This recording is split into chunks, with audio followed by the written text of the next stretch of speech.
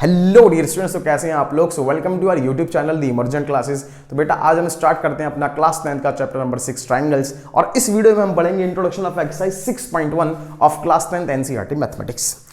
तो बेटा बेसिकली इस एक्सरसाइज में, इस इंट्रो में हम पढ़ने वाले हैं सिमिलरिटी के बारे में, कंसेप्ट ऑफ सिमिलरिटी के बारे में। जैसे कि हमने क्लास 9 में पढ़ा था ना triangles based on the concept of congruency, इस बार पढ़ेंगे हम triangles based on the concept of similarity.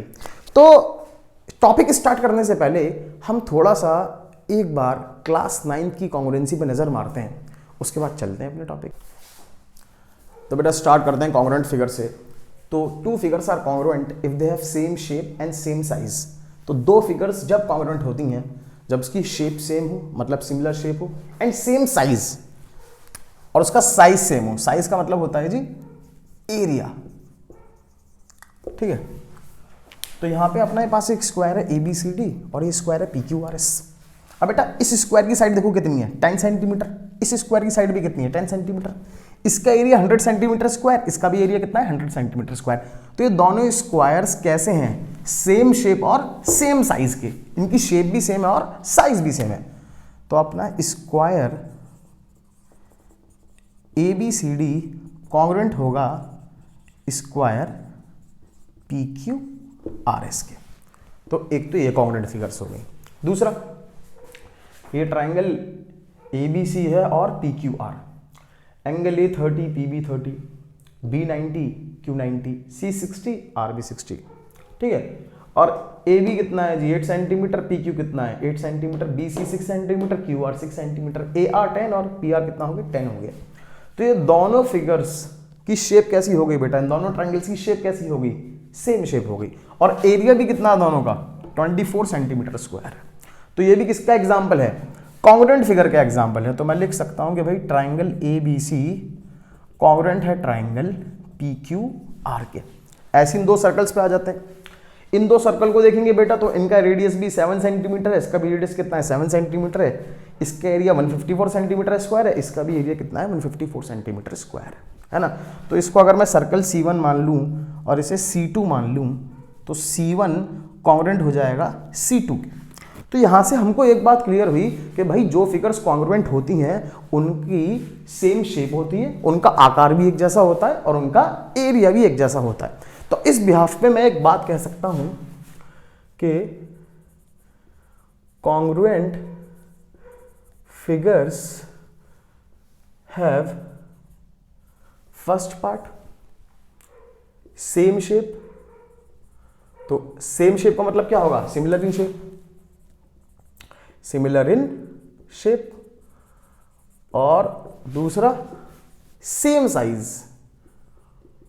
Same size का मतलब क्या होगा जी, इक्वल इन एरियाज। मतलब कि अगर कोई सी भी दो फिगर्स आपस में कॉन्ग्रुएंट हैं तो उसकी शेप कैसी होगी, सेम होगी, और उसका साइज कैसा होगा, वो भी सेम होगा, ठीक है ना। तो यहां से एक बात पता चल गई भैया, कॉन्ग्रुएंट फिगर्स सिमिलर होती हैं शेप में और इक्वल होती हैं एरियाज में। तो बेटा अब हम पढ़ते हैं, स्टार्ट करते हैं अपना सिमिलरिटी ऑफ ट्रायंगल्स। तो बेटा स्टार्ट करते हैं similar figures. Figures having same shape but not necessary the same size are called as similar figures. ऐसी फिगर्स जिनकी शेप तो सेम हो लेकिन साइज सेम हो भी सकता है, नहीं भी हो सकता।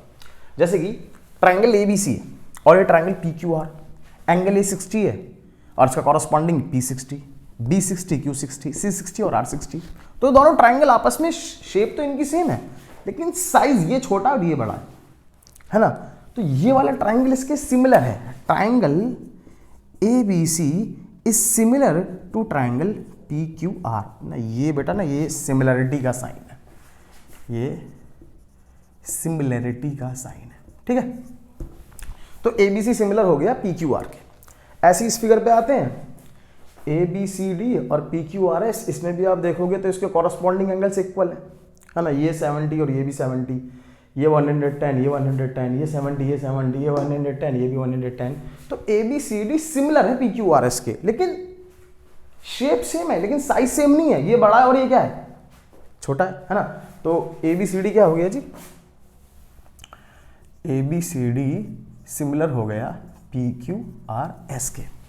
ऐसे हम इस स्क्वायर पे आते हैं ABCD पे, तो ये वाला स्क्वायर इस स्क्वायर जैसा है शेप में, लेकिन साइज में इस जैसा नहीं है, ठीक है ना। तो ABCD भी क्या हो गया, ये वाला ABCD स्क्वायर सिमिलर हो गया PQRS के, ठीक है।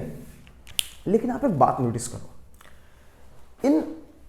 इन फिगर्स में ये आपस में सिमिलर तो हैं, लेकिन इसके बीच में एक रिलेशन भी है। वो रिलेशन मैं दिखाता हूं आपको क्या है। देखो, अगर मैं ये जो साइड है AB अपॉन में PQ करता हूं तो कितना आता है 3/6 1/2। और यहां अगर मैं BC अपॉन में इसकी कॉरस्पॉन्डिंग साइड QR करता हूं तो कितना आएगा 3/6 1/2। और AC अपॉन में PR करता हूं तो भी कितना आया 3/6 विच इक्वल्स 1/2। तो AB अपॉन में PQ इक्वल्स BC अपॉन में QR इक्वल्स AC अपॉन में PR इक्वल्स 1/2। तो हमको ये देखने को मिला कि भाई जब दो फिगर सिमिलर हैं तो उसकी कॉरस्पॉन्डिंग साइड्स का जो रेशियो है वो क्या आ रहा है, इक्वल आ रहा है, ठीक है ना। इस ट्रायंगल में तो इक्वल आ रहा है। इस फिगर में और चेक करते हैं। देखो, इस फिगर में बेटा अगर मैं AD अपॉन में PS निकालता हूं तो कितना हो जाएगा 4 अपॉन में 12 विच इक्वल्स 1/3।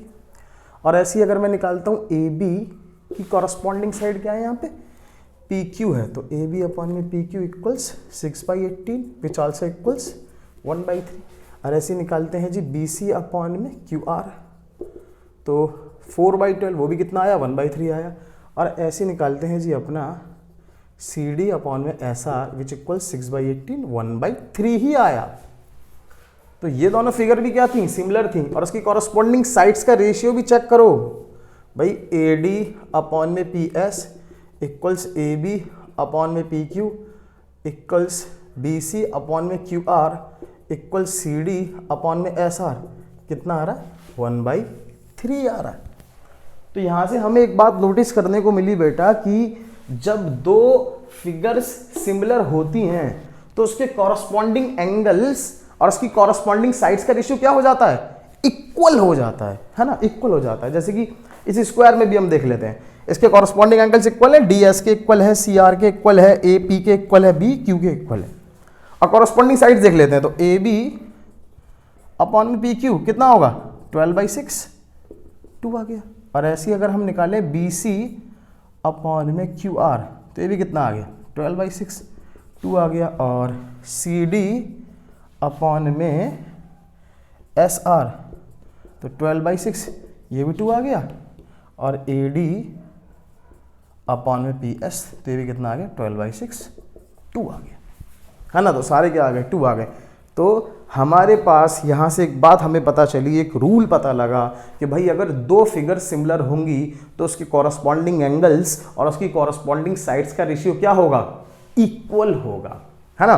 तो अब इसके बाद हम बात करेंगे condition for a polygon to be similar, और उसके बाद हम बात करेंगे condition for triangles to be similar, ठीक है। तो बेटा स्टार्ट करते हैं सिमिलरिटी ऑफ पॉलीगन्स। तो two polygons of same number of sides are similar if their corresponding angles are equal. Second, their corresponding sides are in the same ratio. तो दो polygons हमारे जब सिमिलर होंगे जब उनके कॉरस्पॉन्डिंग एंगल्स इक्वल होंगे और उनकी कॉरस्पॉन्डिंग साइड्स का रेशियो क्या होगा, इक्वल होगा बेटा। यहां पे ना मैं आपको पहले पॉलीगन समझा दूं।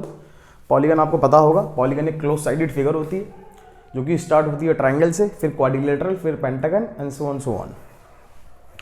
अब दो, जैसे कि एक पॉलीगन अपना ABCD और एक पॉलीगन अपना PQRS, ठीक है ना। तो इसके सिमिलर होने के लिए देखो मिनिमम कंडीशन क्या चाहिए हमें।